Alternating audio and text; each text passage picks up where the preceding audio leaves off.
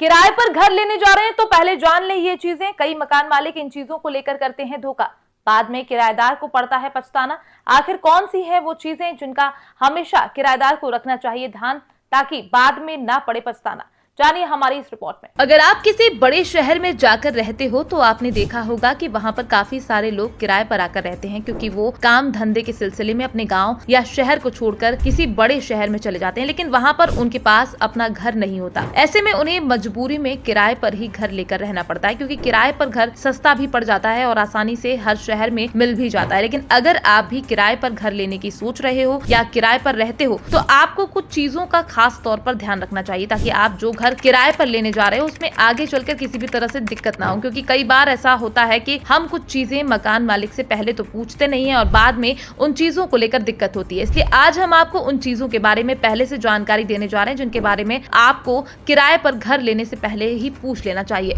इसमें सबसे पहली बात तो ये है कि आपको किराए पर घर लेने से पहले किराए की पूरी तरीके से खोल कर लेनी चाहिए, क्योंकि कई बार हम जान पहचान में जाकर किराए पर घर लेते हैं। ऐसे में मकान मालिक कह देता है कि आपकी जो इच्छा हो वो दे देना, आपस की बात है, लेकिन आपको हमेशा किराए की खोल पहले ही कर लेनी चाहिए।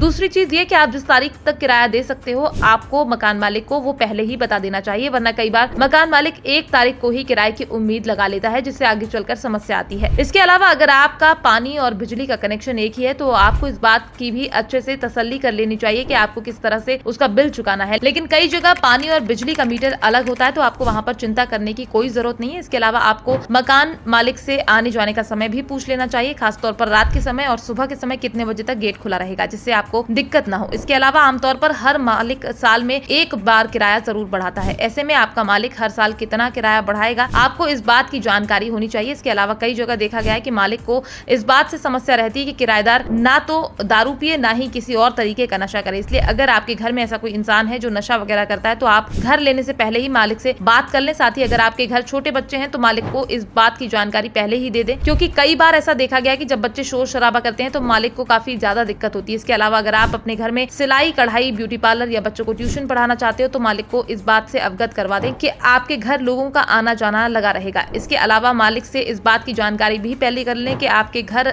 आने जाने वाले लोग अपना वाहन कहाँ खड़ा करेंगे, क्योंकि घर किराए पर लेने के बाद कई बार पार्किंग को लेकर विवाद शुरू हो जाता है, क्योंकि बड़े शहरों में अक्सर वाहन की पार्किंग की जगह बहुत कम होती है। ऐसे में अगर आपके पास कार या बाइक है तो आपको इस बात की खोल जरूर कर लेनी चाहिए, क्योंकि अक्सर मालिक घर लेने से पहले इन चीजों को बताते नहीं और बाद में समस्या हो जाती है। Bureau report, PDN news.